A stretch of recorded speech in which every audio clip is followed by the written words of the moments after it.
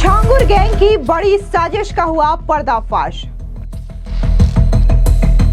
हिंदू लड़कियों को मुस्लिम बना करके विदेश भेजता था।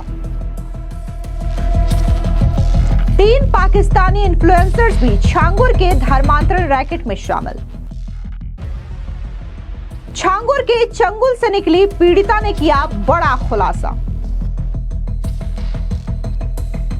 उत्तर प्रदेश के बलरामपुर से जब से छांगुर बाबा उर्फ जमालुद्दीन की गिरफ्तारी हुई है, तब से उसके धर्मांतरण रैकेट को लेकर के आए दिन बड़े बड़े खुलासे हो रहे हैं। इस बीच अब खबर ये भी सामने आ रही है कि छांगुर का ये जो धर्मांतरण रैकेट था वो सिर्फ उत्तर प्रदेश के बलरामपुर तक ही सीमित नहीं था, बल्कि आगरा से भी उसके बड़े धर्मांतरण नेटवर्क का खुलासा हुआ है, जहां पर एक पीड़िता खुद सामने आई है और उसने इस पूरे रैकेट को लेकर के बड़ा खुलासा किया है और ये बताया है कि कैसे वो उत्तराखंड की रहने वाली है, लेकिन आगरा में छांगुर के धर्मांतरण रैकेट में वो फंस गई। और इसके बाद उसने खुलासा करते हुए ये बताया कि कैसे यहाँ पर पहले तो लड़कियों को कन्वर्ट किया जाता था, मुस्लिम बनने की ट्रेनिंग दी जाती थी और उसके बाद उन्हें विदेशों में भेजा जाता था। इतना ही नहीं, इस खुलासे से ये खबर भी सामने आ रही है कि कैसे इसमें सिर्फ उत्तर प्रदेश के अलग अलग लोग शामिल नहीं थे जो कि लड़कियों को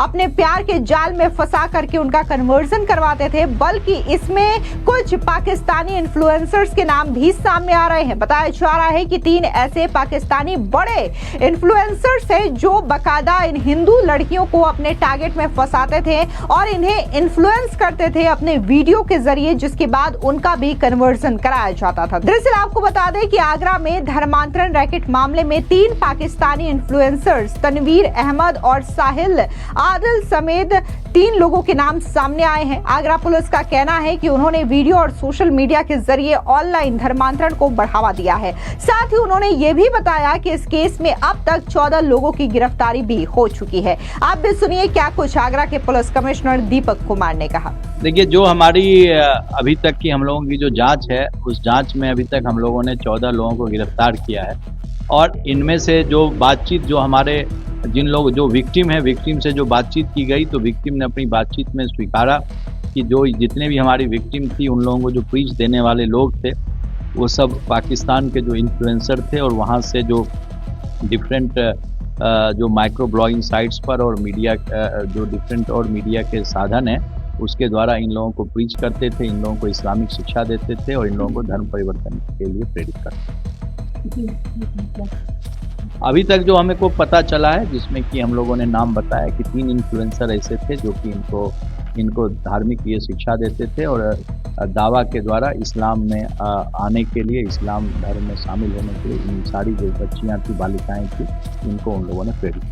वहीं दूसरी ओर छांगुर बाबा और उसके धर्मांतरण रैकेट के चंगुल से निकली एक पीड़िता सृष्टि उर्फ मरियम ने बड़ा खुलासा किया है, जो ये उजागर करती है कि छांगुर बाबा और उसका गैंग अवैध धर्मांतरण को कैसे अंजाम देता था और हिंदू लड़कियों को जबरन मुसलमान बनाने की साजिश रचता था। बता दें कि इस खुलासे से ये भी स्पष्ट होता है कि हिंदू से मुस्लिम बनी लड़कियों का विदेशों में प्रचार कर विदेशी फंडिंग हासिल की जाती थी। छांगुर और उसके करीबी नीतू जेल में है, लेकिन मरियम की गवाही देश भर में फैले धर्मांतरण के स्लीपर सेल को भी बेनकाब करती है। दरअसल देहरादून की सृष्टि उर्फ मरियम धर्मांतरण गैंग की चपेट में आ गई थी, जहां उसका नाम बदल करके मरियम रख दिया गया। अब वो इस गैंग के चंगुल से बाहर आ चुकी है और उसने हिंदू लड़कियों के जबरन धर्म परिवर्तन की खौफनाक सच्चाई का खुलासा लोगों के सामने किया है। मरियम बताती है कि मुझसे तालिब ने फेसबुक के जरिए संपर्क किया, उसने मुझे अपने धर्म की बातें बताई, मैंने इस्लाम के बारे में जानकारी ली, बाद में उसने मुझ पर शादी के लिए दबाव बनाया। साल 2020 से हमारी बात शुरू हुई, धीरे धीरे उसने मुझे अपनी बहन सुमैया, सफैया, आयशा और अब्दुल रहमान से मिलाया। सृष्टि आगे बताती है कि आयशा ने मेरी आर्थिक स्थिति का फायदा उठा करके मुझे बेहतर रहन सहन और सुरक्षा का लालच दिया। उसने कहा कि इसके लिए मुझे इस्लाम कबूल करना होगा और किसी की दूसरी, तीसरी या चौथी बीवी बनना होगा, तभी मेरे ऊपर इन्वेस्ट किया जाएगा। बढ़ना नहीं किया जाएगा।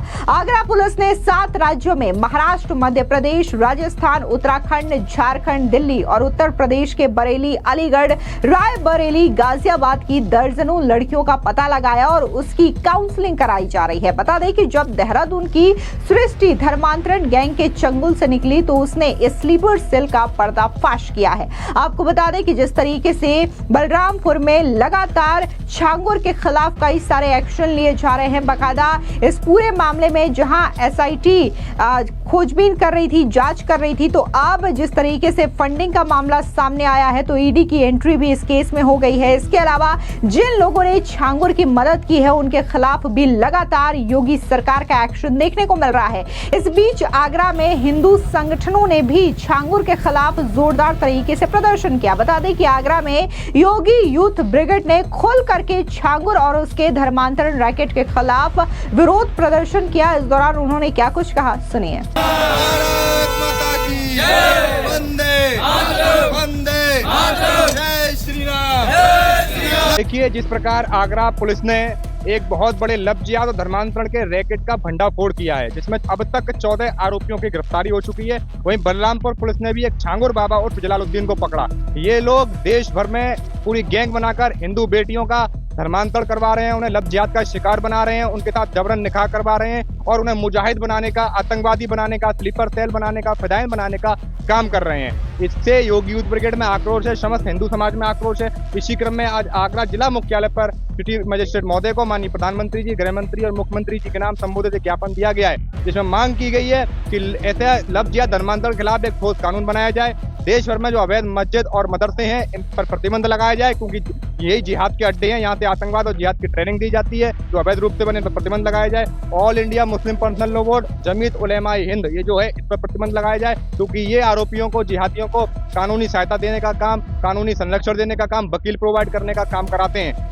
ऐसी हमारी तमाम मांग है जिनको लेकर ज्ञापन दिया। इससे हम अब किसी भी कीमत पर आगरा में लफ्जियात धर्मांतरण की घटना को बर्दाश्त नहीं करेंगे। और दूसरा, मैं आपके चैनल के माध्यम से कहना चाहता हूं कि जो भी हमारी मुस्लिम बहनें हैं उनसे भी मेरी अपील है कि 3 तलाक और हलाला से जो भी मुस्लिम बहनें पीड़ित हैं, मुस्लिम लड़कियां पीड़ित हैं, वो सनातन धर्म में आए, अपनी घर वापसी करें, हम उनको सुरक्षा देंगे, सम्मान देंगे। इस दौरान एक महिला ने भी बकायदा लड़कियों के स्कूल के बाहर प्रदर्शन किया और उन्होंने साफ तौर से लड़कियों को लेकर के क्या कुछ कहा है, इस धर्मांतरण रैकेट में न फंसे और इससे कैसे बचे, उन्होंने क्या कुछ कहा, सुनिए। मेरा नाम मीरा राठौर है, हिंदू महासभा से जिलाध्यक्ष। आज विद्यालय के बाहर आपने पाठशाला लगाई है, क्या वजह है? इसकी वजह है कि जैसे हिंदू बहन बेटियां हैं, जो हमारी जो बच्चे जो कहते हैं 15, 16, 20 की उम्र में जो बच्चे भटक जाते हैं, तो उनके लिए हमने ये कर रखा है कि उनको त्रिशूल और भगवा पहनाया है और कलावा बांधा है। क्योंकि वो लड़के हैं तो ऐसे फंसा लेते हैं कि वो कलावा बांधेंगे और लफ्जियात का के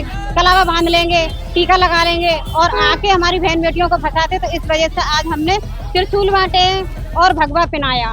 यहाँ से बड़ा मामला अवैध धर्मांतरण का, जो आगरा पुलिस ने सिंडिकेट को क्रैक किया है, जो क्या कहेंगे उनको कमिश्नर साहब को मैं बहुत बहुत धन्यवाद कहती हूँ कि जैसे उनने ये खोला है कि गैंग का पर्दाफाश किया है, क्योंकि जो देश विदेश से जो लेके आए हैं उन्हें जेल भेजा, तो उनने बहुत अच्छा काम किया और हम उनके लिए बहुत बहुत धन्यवाद कहते हैं। उनके पूरे जितने भी साथ में थे उनके लिए बहुत बहुत धन्यवाद है, क्योंकि उनने काम बहुत अच्छा किया है।